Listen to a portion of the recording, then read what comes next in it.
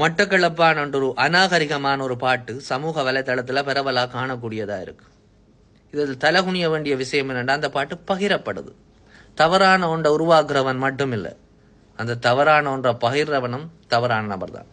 நான் படித்த சூழல், பழகின நண்பர்கள் அடிப்படையில் எனக்கும் மட்டக்களப்பான பற்றி கொஞ்சம் விஷயம் தெரியும்.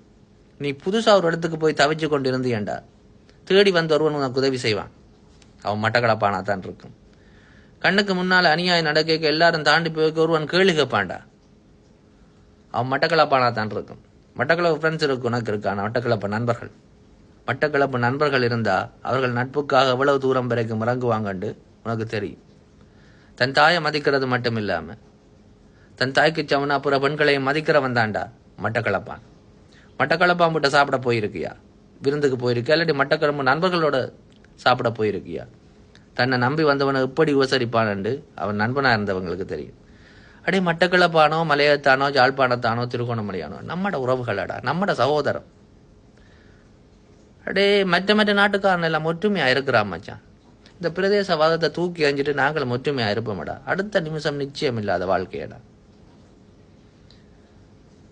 அடே, இந்த அன்பு, காதல், பாசம், தாய்மை இதுக்குள்ள அரசியலை கலக்காதீங்கடா.